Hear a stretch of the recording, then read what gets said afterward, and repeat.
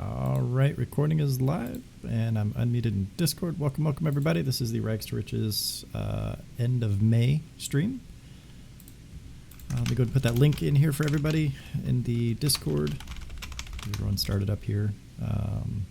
And then I want to give one more kind of educational stream, and then I want to start working more with the members that are on the team a little bit more individually. So you guys who are here, obviously feel free to speak up, ask questions. I want to talk about portfolio positioning, the structure of a portfolio, so that we can talk about that 70% in a little bit more detail. So let me first start off by just drawing. You guys know that I like drawing this stuff out, making it visual for you. Just going to kind of walk you through the general process just to recap it one more time, because I feel like you can never have too much repetition when it comes to long-term investments. Also, let me share my screen. Thank you for that. Good catch. Are you guys able to see that now? June. Let the man live in peace. All right. As soon as I get like a 1 in the chat, just so I know you guys can see my screen, I will proceed.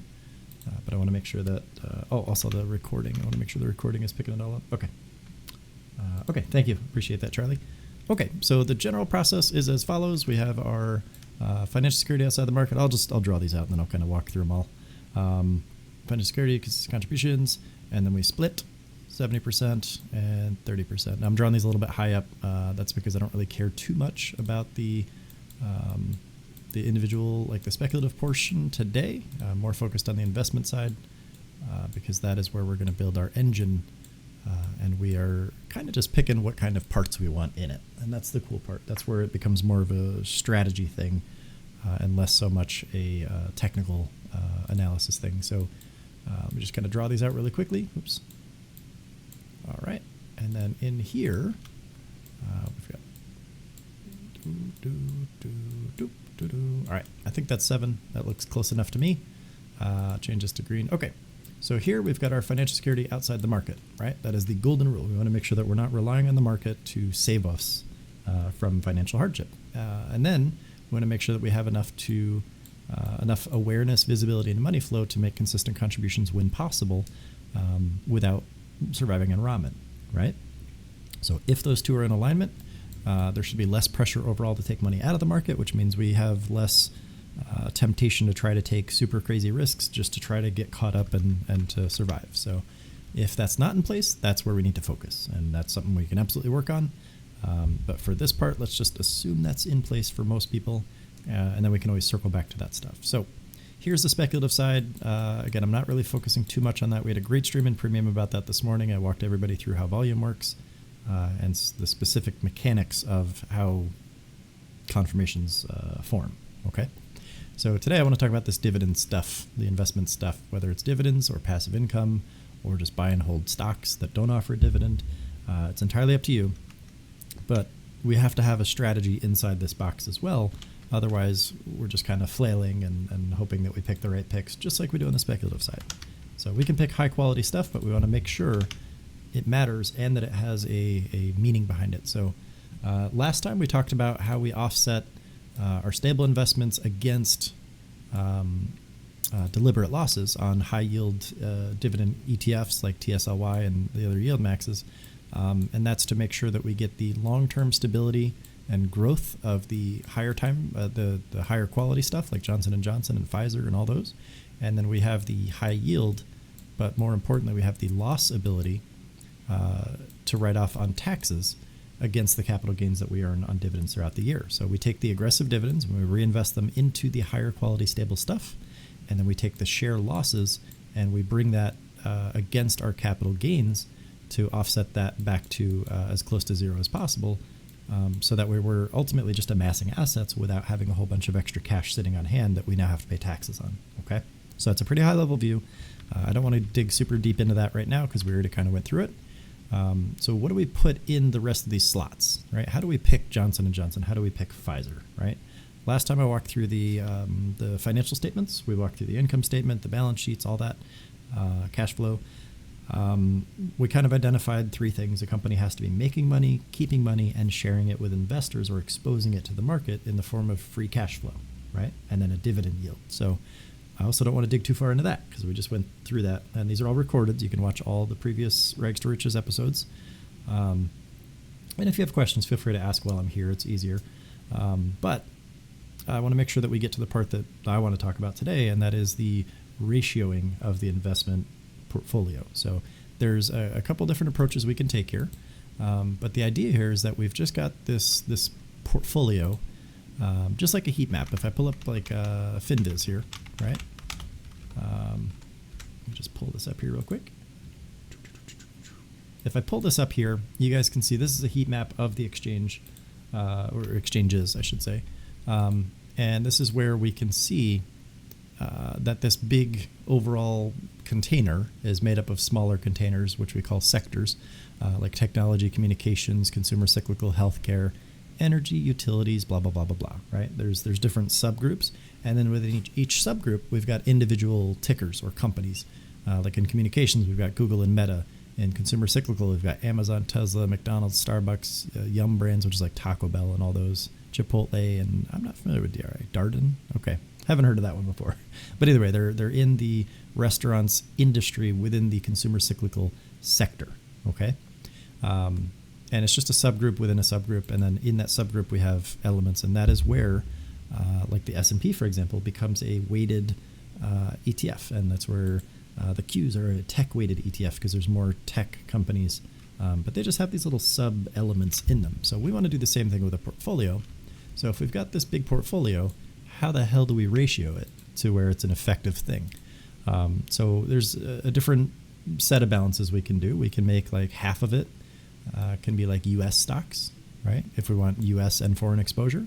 Then we can take the rest of that and we can put, of this half, we can break this up into maybe thirds or fifths, I guess. Let's break it up into fifths.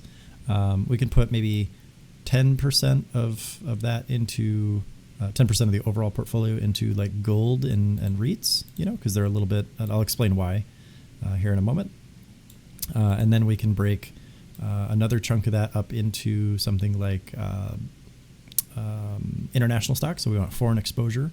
And then the remaining part can be like bonds or passive options or some sort of yielding thing that we want. So this could be U.S. Stocks, private companies, right, that offer dividends, ideally. Dividends, divs, or passive options, right? Whatever's going to yield us something. And keep in mind, if you run passive options on companies that offer a dividend, you will be responsible for paying that dividend if you're holding them and you have a contract against them in some cases. So you have to just be kind of mindful of that as well, especially if you're trading like weeklies, for example. So with that said, then we've determined we want maybe some gold, or precious metals. We want some REITs here, and these are typically very small allocations because they're stable, but there's a reason we want to keep them small. Then this might be, again, foreign exposure, and this is always good in 2026, I would say. Foreign exposure ETFs, and like Vanguard has a really good suite of really good ETFs, but they're a little bit costly. But there's always going to be something we can shop for. Schwab, I think, also has another set of good ETFs for U.S. stocks and foreign exposure. And then within this, we could do like the bonds or dedicated, like the wheel, for example, more speculative, a little bit more yielding. But the reason I tend to default to bonds or even putting that money into a CD, because it's a guaranteed stable outcome, right? And whether you're doing bonds or CDs, that's going to depend on the interest rate. So we just got to be mindful of that stuff as we build into each section. So it's worth kind of learning each one as we go. So this is an example. It's like a starter pack. You guys obviously don't want to use this exact portfolio structure, but this does give us, on the U.S. stock side and the foreign exposure side, this gives us a good growth potential because you've got company and revenue and things that are fueling that. Are they making money, keeping it, and sharing it? Yes, in that case.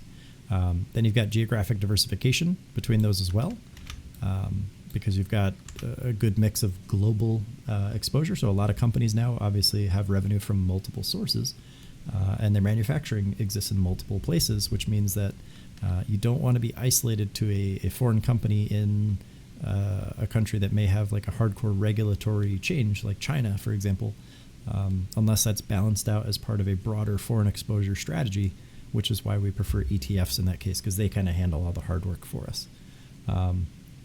And because of this, we're also protected largely from inflation because we have the bonds, we've got the gold, we've got the REITs, and the foreign exposure as well. So there's a good mix here, right? The idea here is that we're reducing the volatility, and we're not just buying companies. We don't just want to buy stocks, because companies, especially if they're all in the same industry and especially if they're all in the same country, they're all subject to one change potentially affecting them all at the same time, and that would be very, very chaotic for a portfolio.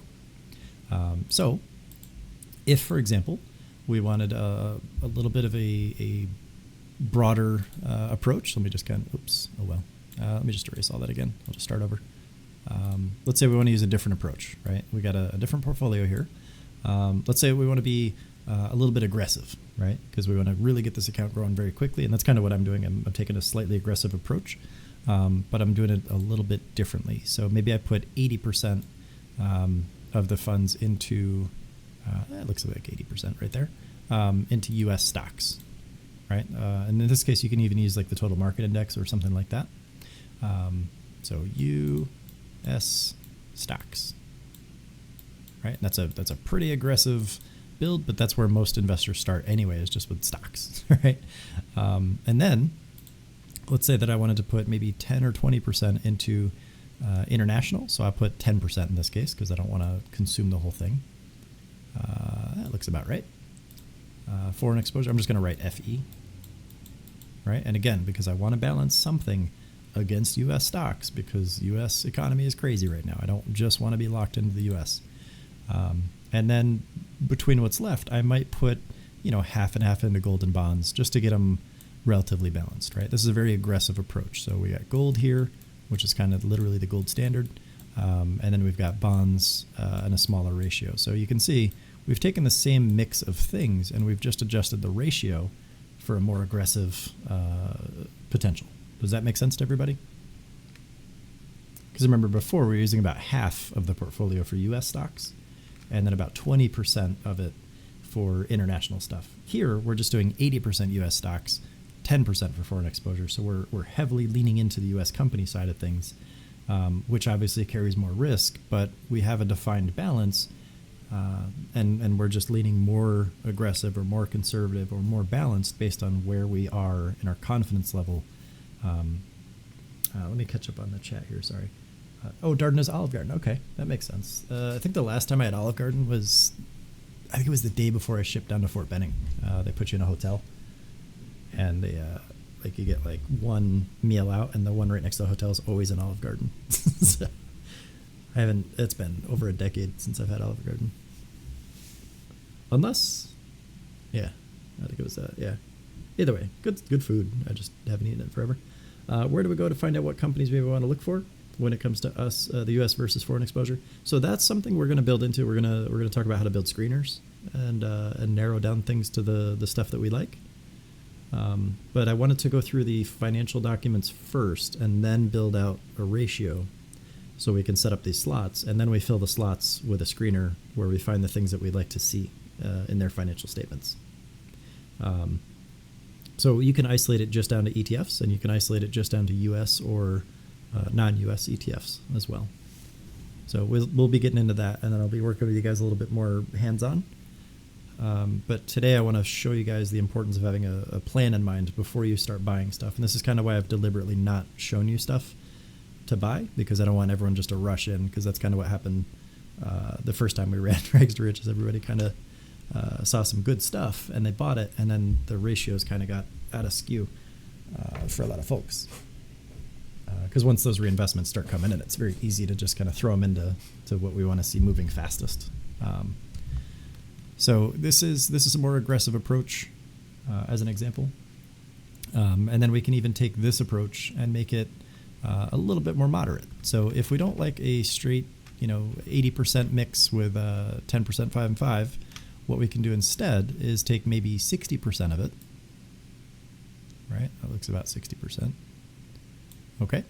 And we can make that the U.S. stock. So you can see the U.S. stocks are almost always going to be I don't know why I drew that S backwards. That's weird. That's almost always going to be the biggest part, because this is where the best aggressive potential is for growth and income in a lot of cases. And we're going to really focus in on how to pick those stocks in the future. But then let's say I want to do maybe 20% international. So that would be about half of what's left. This would be the foreign exposure side. Foreign exposure. And actually, let me check the list here. I was really wondering if Chris M was going to be here or out of office. He's got a portfolio that we sat down and talked about for a while, and he's doing really good on it. So then that leaves us kind of with about 20% remaining. So then we can just take that and kind of split that between the gold and the bonds. So again, this is a more moderate approach, but I hope you guys can see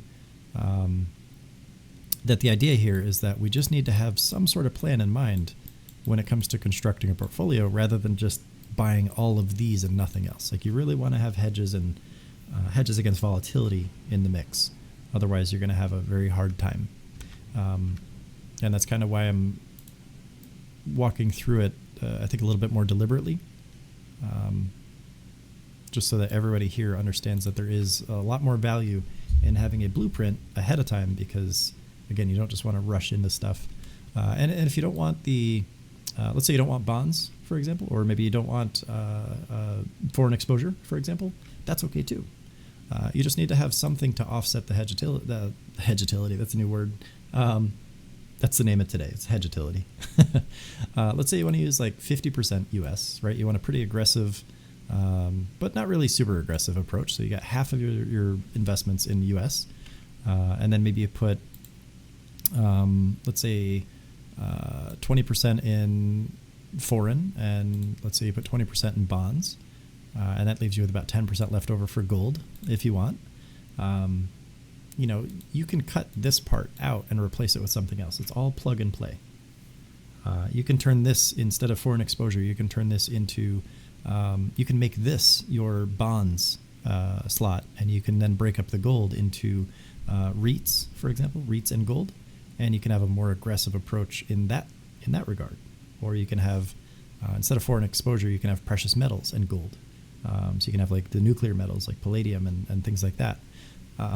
So it's all plug and play, but what's most important here is that you've got these slots dedicated, and then you have a plan for each one and that you don't violate it. So if I plan to do 50% US stocks, and I find myself with 80% of my money or 90% of my money in US stocks, and I've got 5% gold, and then I've got 5% bonds, I'm not going to have a good outcome if these stocks suffer.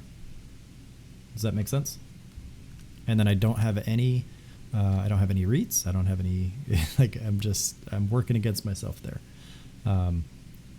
So now that we understand that, let's talk about the specific role of each type as we go into it. So gold, for example, a lot of people have the traditional advice in mind of just buy as much gold as you can, and that is not effective. I don't care what anybody says.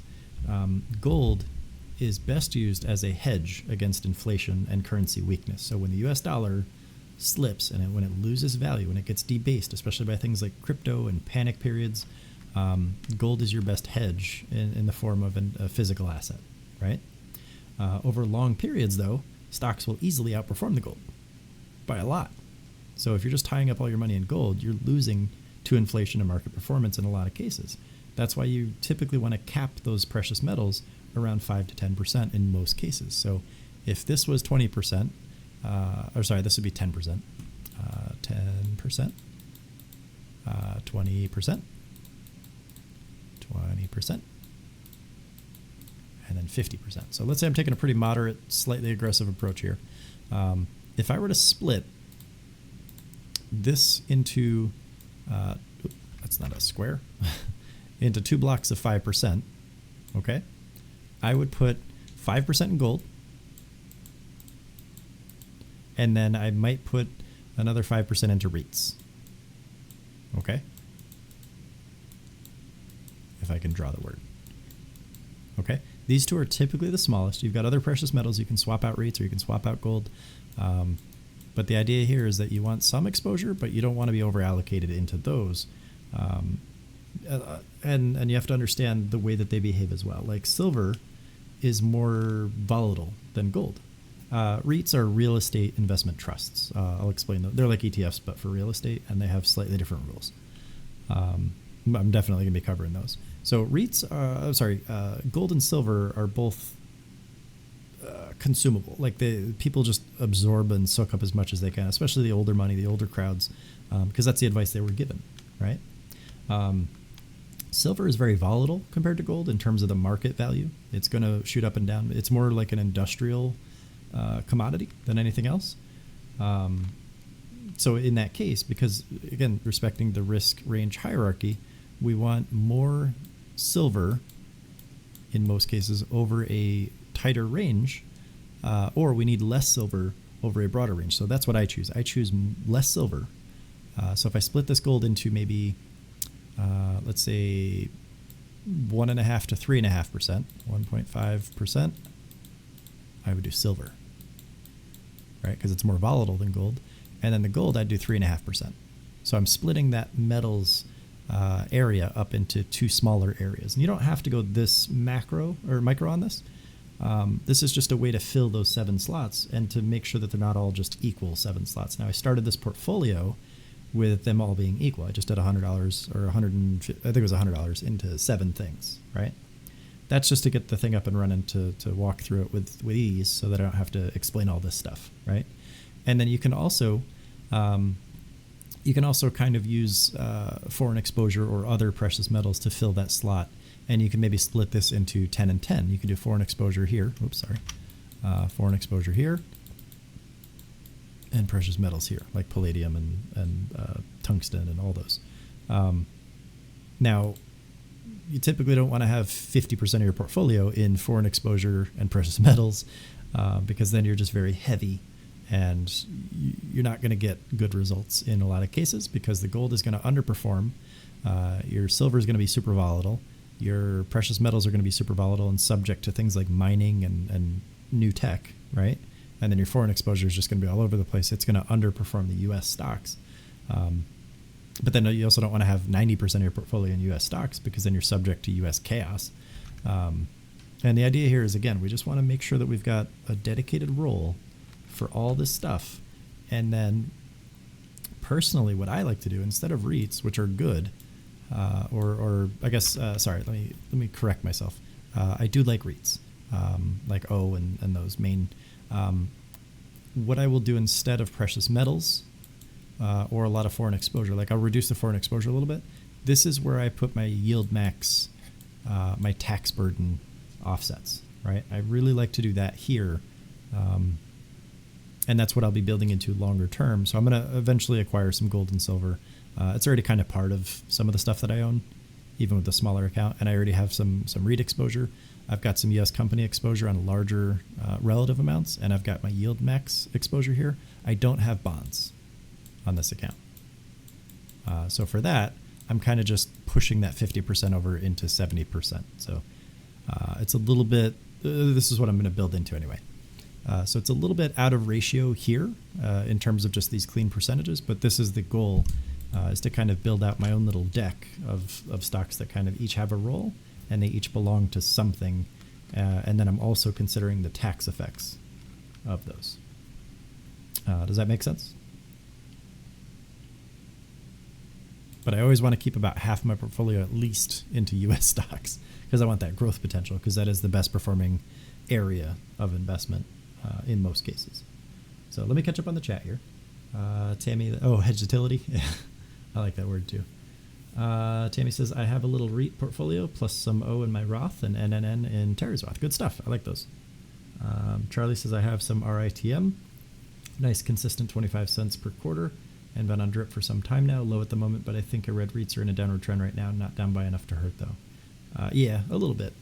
And then Tammy says, if interest rates drops, REITs will go up. Absolutely. And that's just supply and demand, right? Other distributions are nice. Yes, absolutely. Junior says, my only question is, do you have to buy them all at once or can I buy one stock today and when I have enough to buy something else, then buy that? Absolutely, do it on your own cadence. There's no right or wrong answer on that other than a function of time. right? So let's look at, let's see, which one is it? Is it O? O is $60, right? So let's assume I'm just going to look at one of my 7 slots, right? This is going to be O. Okay. It doesn't say $0. It says O. The stock price is currently around $61. Okay. I put $100 into this allocation when I started this cycle, meaning I could only buy 1 share. Okay. And that allocation had about $40 left in settled cash. Okay. So when I put my next 150 in, my next 350 into the investment side. So remember, I put 500 in per month, 350 that goes towards investments, 150 goes towards speculation if I want to, if I'm using a 70-30 split. Okay. So my 350 then gets put into $50 slots, right? And so on and so forth. I'm not going to draw them all out. And then that $50 that I'm putting in for that specific slot will be added to the $40 that I have left over, which means I will have $90 left, 90, and that will allow me to buy 1 more share. So I will have 2 shares. Okay. And assuming the price doesn't change much, 90 minus 60 will be about $29. So plus $29. Oops. And then what's going to happen next month, if the price stays the same, I'd put another 50 in to that slot, right? Which gives me $79, which means I get to buy another share. That would put me up to 3 shares, and so on and so forth. Shares. Does that make sense? So if a stock costs more than my contribution, I have to have some cash left over from my previous contribution in order to add it to my next contribution, and then that tells me whether or not I have enough to afford it. But what I'm not going to do is take a couple of other areas of allocation and try to buy these shares with them, because then I'm heavily committing dollars into this position and I'm exceeding that 10% allocation. Okay, so if some months go by and I just can't buy those shares, that's okay. I just won't buy them. But if I have surplus in that bucket, so I've put enough money into this bucket to afford a share, I'm going to buy that share. Does that make sense? And what does that result in? It just means I have cash sitting on the side, and that's okay. But I'm not going to use that cash for other stuff, and that's the main key. Is if we don't use it for other stuff, it sits there in that bucket nice and pretty. Eventually, that bucket will fill up. It's always going to be shares and cash that sits in that little section of my portfolio that has this label on it that says, oh, I'm also going to have another one here for Maine. And I'm also going to have one here for Pfizer. And all 7 of those, they each have their own little buckets. So this is cash plus shares. I've got some amount of cash and shares at any given time in all of these. Okay. Sometimes I'll have a little bit of extra cash. Sometimes I'll have very little cash because I have more shares acquired. Sometimes the share values will be down. Sometimes the share values will be up. It's still all dependent on how much money I contribute and then how much I'm able to reinvest. So if I get reinvestments from, let's say, Tesla, right? That's one of these boxes. TSLY, for example. That's going to be cash and shares at any given time. Cash and shares. And those shares are going to make more cash because it offers a dividend just like all the others. But instead of reinvesting it in more shares, I'm going to reinvest that up into here. I'm going to put it into Maine. I'm going to kind of rotate these out, and that's going to count towards that bucket of how much cash versus how much shares I have in that little allocation. Okay. So some months I might want to take all the dividend investments and put them all into one stock. If I want to speed things up, I might put it into O or Maine. If I want to seek more stability because maybe we got an election coming up or something like that, I might put it into something a little bit more stable, or I might just keep it cash. So that decision is a little bit more strategic. Or I can just say, all right, well, here's an 11-cent dividend that I get every week. Eventually I can split this up into maybe 2 cents per bucket, right? If I wanted to, because that's about 2 times 7, maybe 1. It doesn't really matter. But either way, each of these then gets a portion of that payout, and I can just track that over and over and over again until I have enough for a free share, and then I can just use that reinvestment to buy the share. In that case, I'd be buying more evenly, and it will take longer. These are weekly payments, by the way. So I don't personally prefer that approach. I'd rather just get a big chunk of money and then fuel it up into something that's going to outperform a little bit. So it's like a bonus share. But the minimum number of shares I own will always be based on how much money I've contributed. And then anything on top of that comes from reinvestment. And that reinvestment process compounds very nicely. So it's less about doing this versus that, and it's more about how efficiently we do this first and then we do that after. Does that make sense? Okay, cool.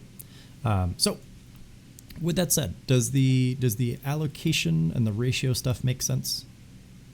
Does everybody understand the importance of having some plan in mind before you just start buying stuff? Okay, and what I'll do is I'll put that ratio in here, just that example ratio, so that we can see kind of what it can look like. Just as an example, again, this is just an example. Example only. And let me just type this all out real quick. Bonds or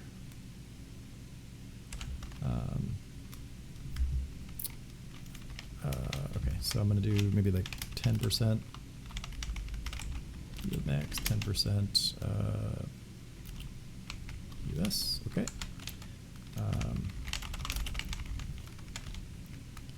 Okay, so this is an example. Again, it's 50% US stocks, 20% foreign exposure, 20% bonds, or you can use that same 20% for like yield max and an extra 10% US.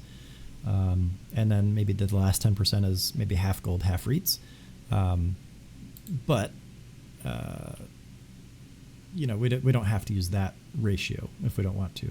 And if you look at mine, if we look at FinViz, like let me pull up FinViz here, and or maybe stock analysis might be better. I'll pull up the Schwab ETF that I have. Why is my stupid thing popping up? It's US Dividend Equity ETF. So if I look at the holdings on this, and if you look at the ratio, right, that's all an ETF is. It's just a collection of companies or entities at a ratio.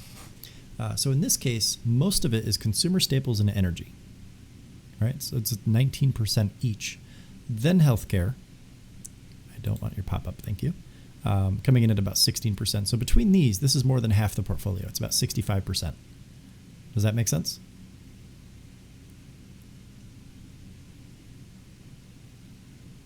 And then underneath that, you've got about 10% in industrials, about 10% in financials, 8.5% in tech and consumer discretionary, 4.5% in communication, 2% or 2.5% materials, and then 0.32% for other is a very small percentage here. So if we look at consumer staples, and then we kind of scroll down, is it going to let me? I don't know what that does. What does that? Again, look at the sectors there, or the holdings.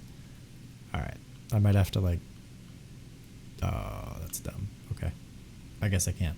I was gonna see if it would let me filter the actual companies, but either way, you can look at the holdings of a company, an ETF, and then you can break it down by sector if you want. I'm sure there's a list on the Schwab site. I don't feel like looking at it right now, but we have a list of all the holdings right here. We can access 25 of them. I'm not going to subscribe to this because I can always just look at the FinViz site, and I can also look at their filings. So don't fall for that stuff.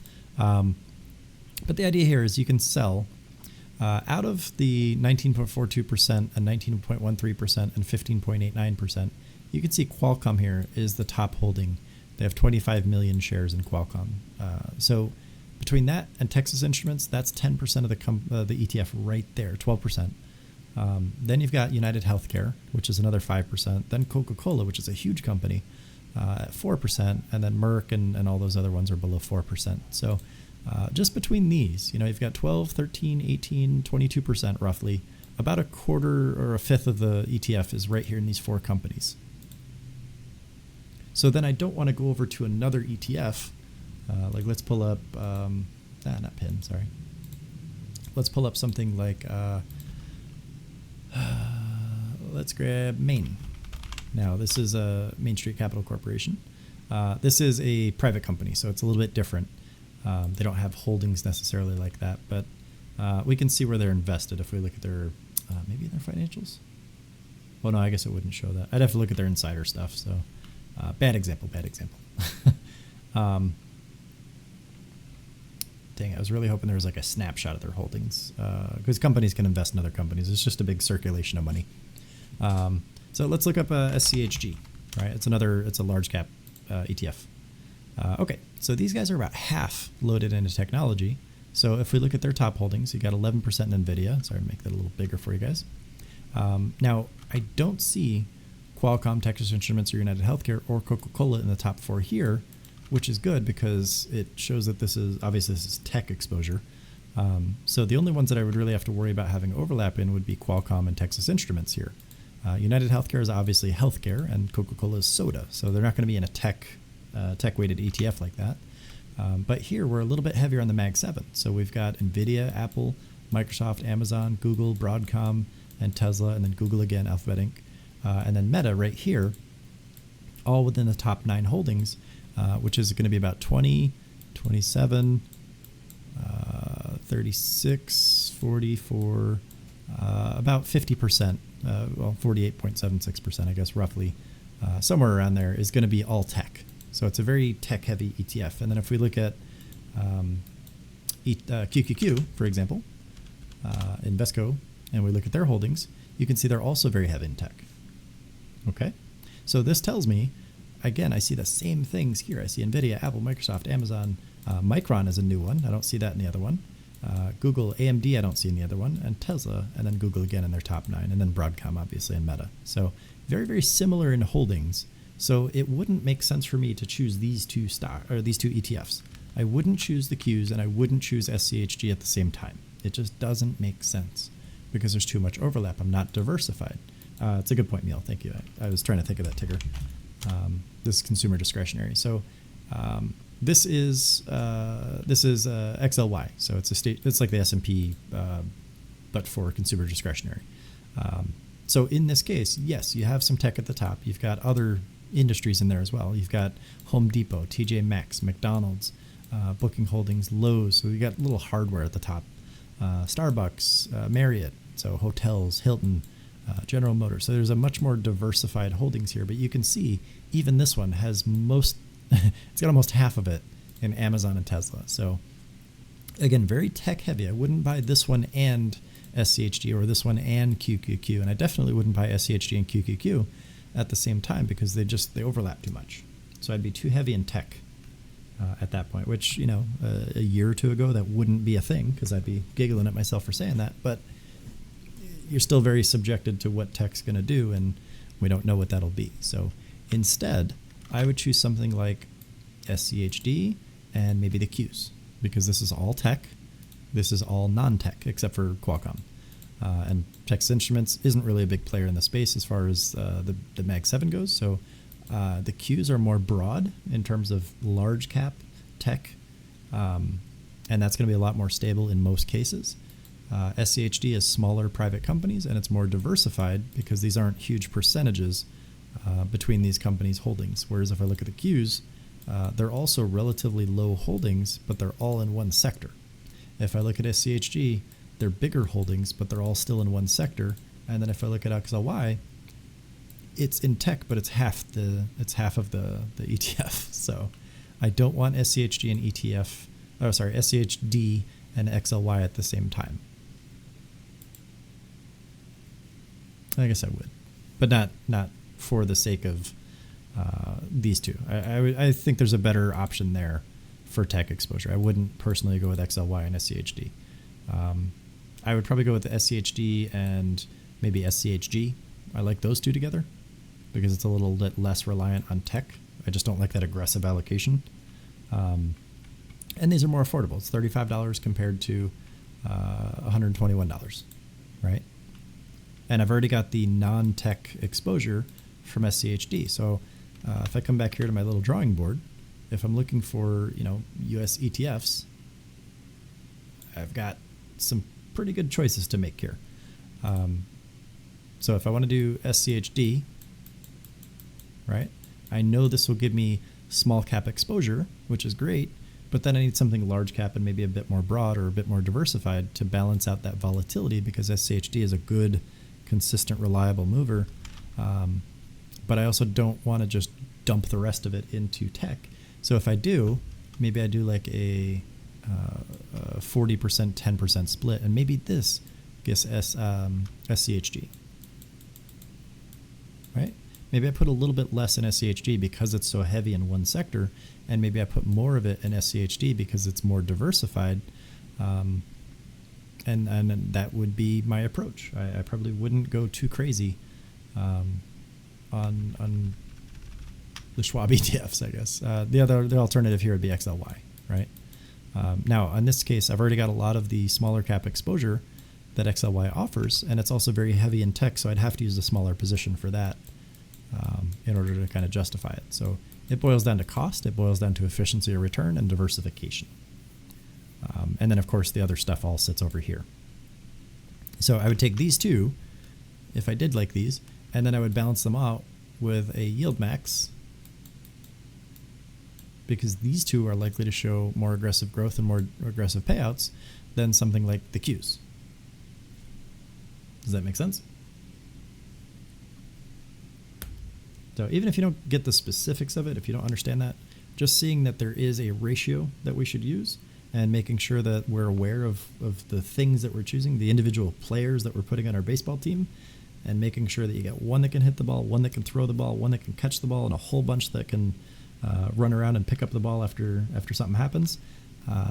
That's your team. You need to build your roster. But early on, you don't have to be super paranoid about getting everything right and picking the right ones and being perfect. Just making sure that you don't over-allocate and put 90% of your money into something is going to get you a lot further.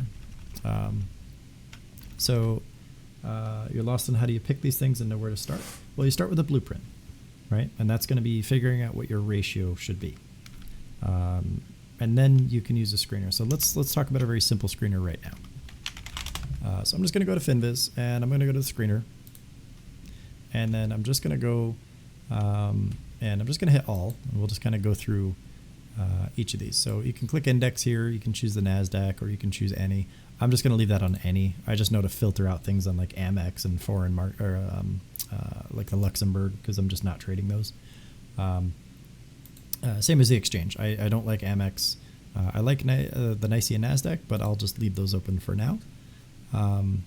For sector, that's going to kind of depend on what you're looking for. I would leave it on any first just to see kind of what you need. And then if you're looking to fill in a spot, like let's say you don't have a lot of tech exposure, then you can filter it down to tech or something like that. So, all right, so let's just go ahead and look and see what we got. And we don't want to filter out things by price because that undercuts us. We only really want to do that when we're speculating. So let's set a market cap, right? I kind of want more than mid, right? I think that's a good starting place. Immediately brought us down to 2,000 tickers. Dividend growth, ideally we have this, right? Ideally we have some incentive, but I'm not going to set this because I want to look at the actual companies that we see. And I don't just want to jump in because because we see that. Now I think there was a way. Yeah, okay, right here. I was going to say there was a way to set just to ETFs and things like that, but I don't see it here.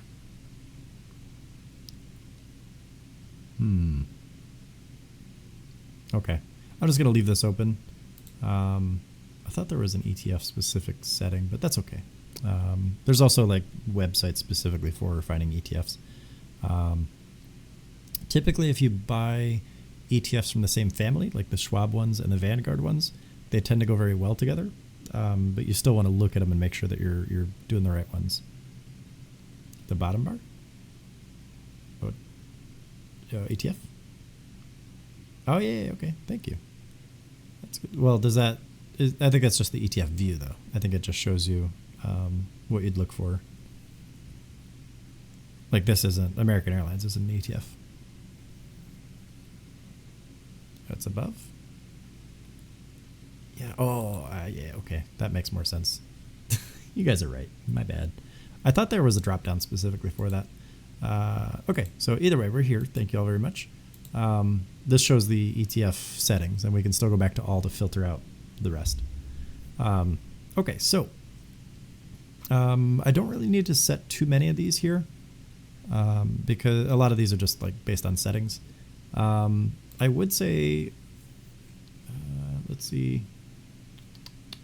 I don't really want an leveraged or inverse ETF. I just U.S. equity. Okay, so this is kind of the category we want. So we've got a U.S. category, U.S. equities, broad market and size, dividend and fundamental, factor and thematic, industry sector, quant strat, or U.S. style. So in this case, I would just leave it at broad market and size for now, and then kind of leverage that against your dividend and fundamental because we want growth versus income.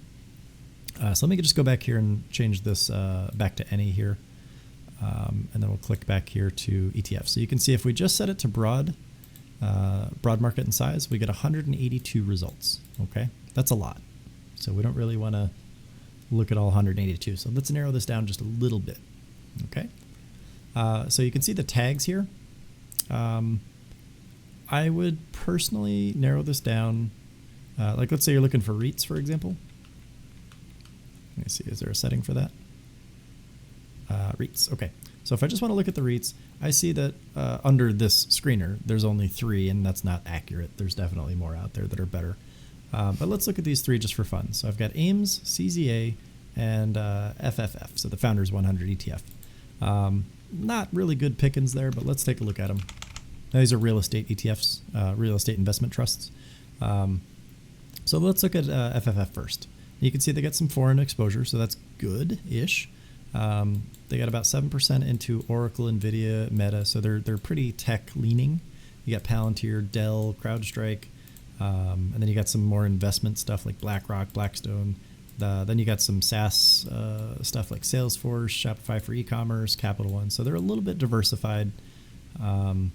So this is kind of good, right? Maybe not the best, but it's good enough to get the ball rolling. The PE ratio is 36.86. I don't believe that. I'd have to look at it. There's a total of 101 holdings, and their top 10 is their 50% of their holdings. So if we look from here to here, we can see there's only like 1,000 or 2,000 shares of each of these on even some of them. So it's a very small fund. So this isn't something I'd probably dump a ton of money into just yet. I'd really want to look at it first and make sure that it makes sense, because if we look at the overview here, there's just not a lot of activity. There's 146,000 shares out, and that's $25. So it's also on BATS. So I'd pass on this one, personally. Let's look at CZA really quick. I just don't like this screener. This is a Invesco Zacks midcap. Let's look at their holdings. Top 10% is 19.5%. That's much more diversified. 103 holdings, 184 million in assets, and it's a mid-cap blend. So this might be good. And PE ratio is a little more realistic. So let's take a look. So about 20% in financials, 20% in industrials, 10.5% in real estate. Not bad, right? So about half of their portfolio is financials, industrials, and then real estate. So a little bit less in tech. They got about 9% in tech, 9% utilities. So this is a more moderate approach in this case.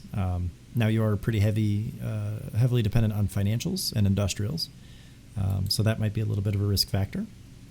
Let's see what their dividend stuff looks like first. So it looks like they pay annually, and it's not a whole lot.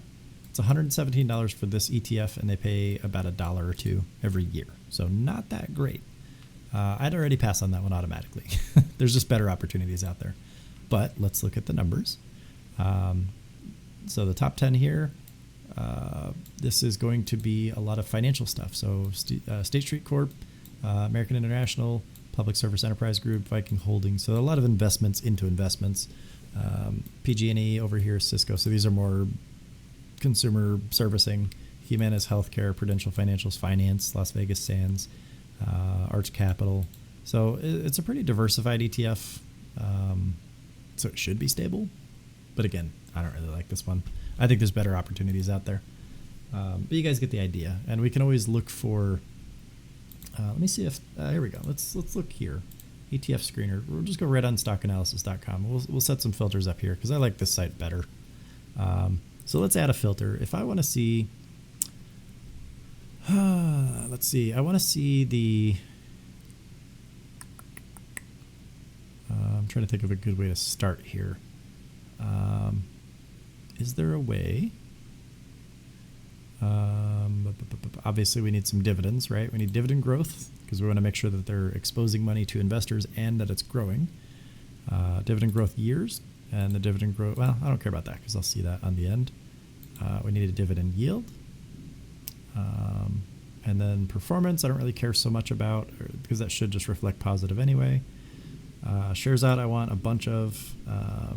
The tag we'll just throw in there. I don't know if it's going to populate anything.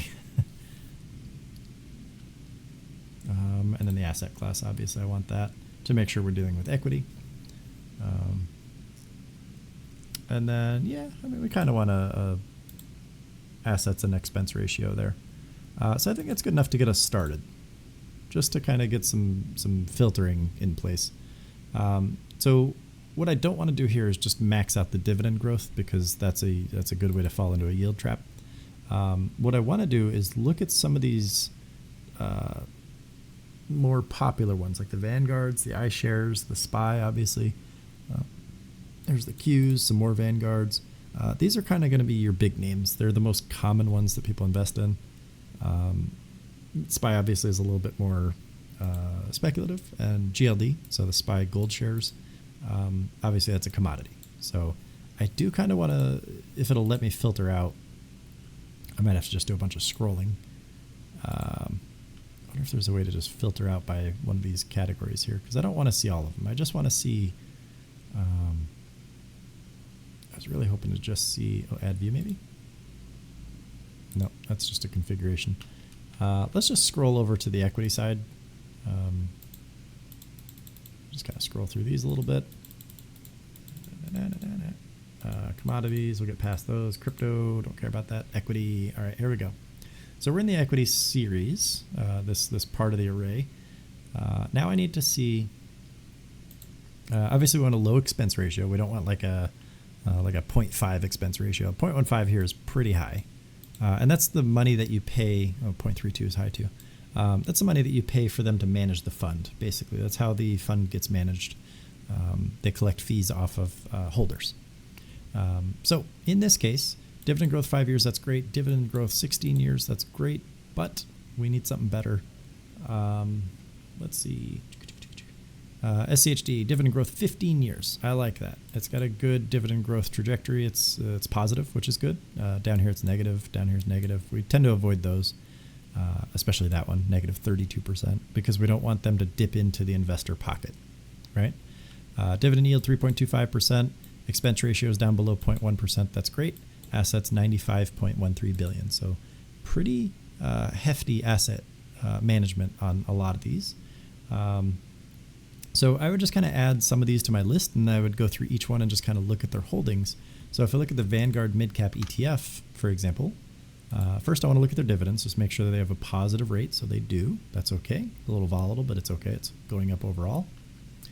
They pay quarterly. They pay a very low yield for an $80 stock. They pay $1 every year. Not the best, right? I think there's better opportunities out there.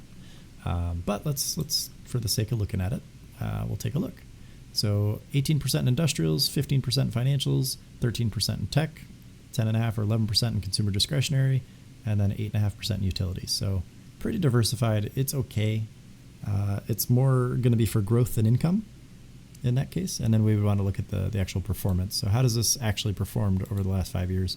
Pretty good. So this would be a nice long-term grow and hold kind of thing. You're not going to trade this for dividend reinvestment. So this would be in somewhere where the money just lands rather than using it as a tool to grow your money. Does that make sense? So this is like an end result bucket that we keep pouring money into. That's an investment. It's not an income investment. It's a growth investment. Okay. Then if we grab something else, Okay. Let's grab, I want something with a positive ratio here. And I don't want, yeah, let's look at this one. This is international, right? It's a Vanguard one. International ETF, $86. Let's see what their dividend payout is. $2.29 quarterly. So divide that, you get about 60 cents per quarter on an 86% stock, or $86 stock. Not the best, again, but they do have a good dividend growth. Let's take a look at their trajectory. Very flat. Don't like that. Their growth is kind of declining a little bit. So again, this just rules it out as a dividend stock or a dividend ETF, but we can still look at it for investment. So 20% financials, 15% industrials, 12% tech. So it's very similar to this one in terms of the ratio, right? So if we pull these up side by side, you can see they just kind of swapped around some stuff. So 15% industrials here, 17.5% industrials here. 15% financials here, 21% financials here, 12% tech here, 12% tech here, 10.5% consumer discretionary here, 9% discretionary here. So it looks like they're very similar in their top structure, but this is a foreign exposure of large cap stocks. So it's a different set of exposures using the same boilerplate, if that makes sense. So they're still using the same blueprint, but they're putting different stuff on the walls. Does that make sense? There's different plumbing here, I guess.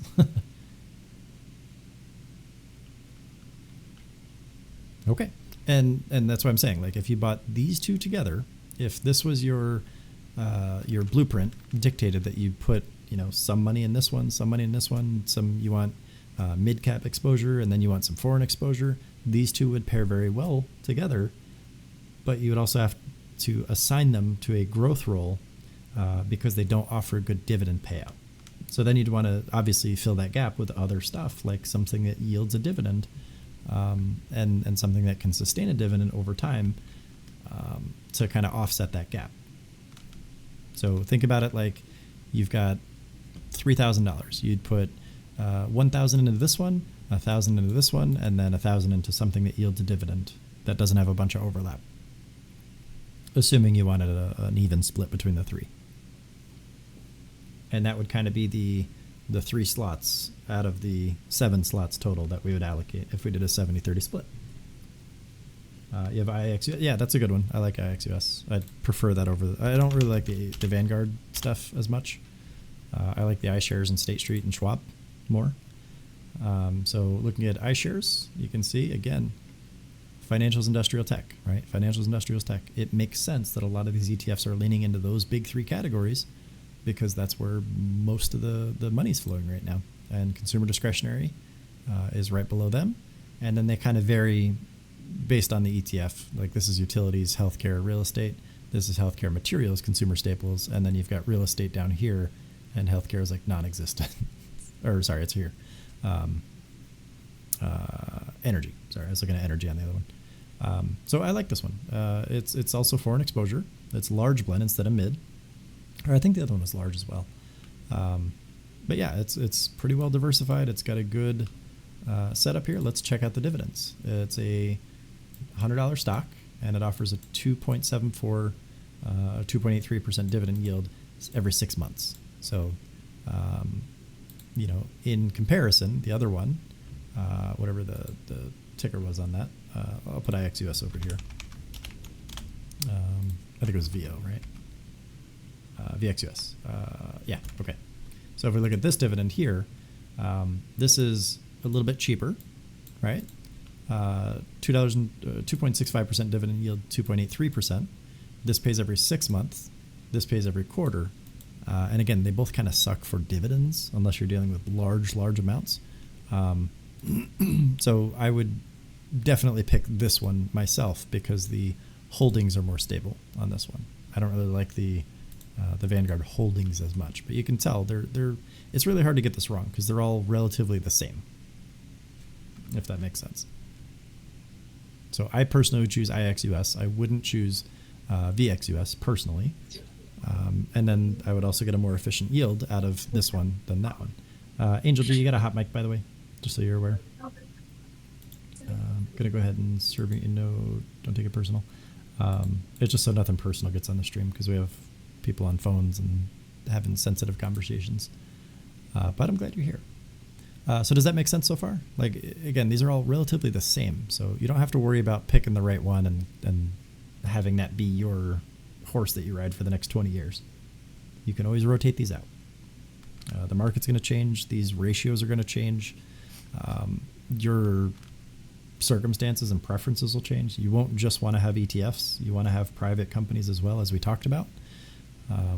You want to have precious metals. You want to have foreign exposure. You want to have maybe bonds, passive income, REITs, treasuries, any other thing that you can mix in. As long as it's more efficient, you're going to want to go ahead and do that when it's appropriate.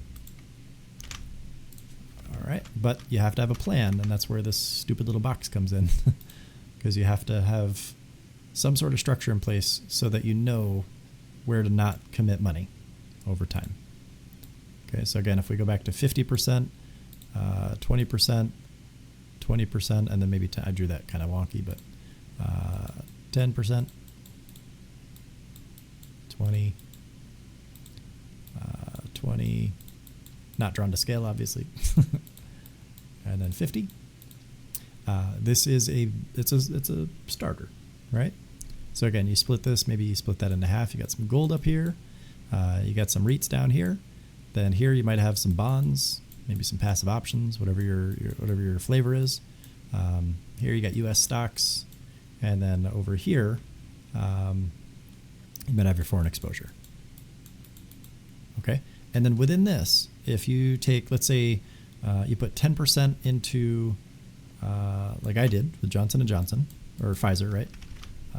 PFE. I understand that's a dividend income position. So I'm going to use another high yield dividend income position to offset the tax burden on that. So this Pfizer would be 10%. Tesla would also be 10% at this point in time. I'm going to change those ratios within that 50% allocation for the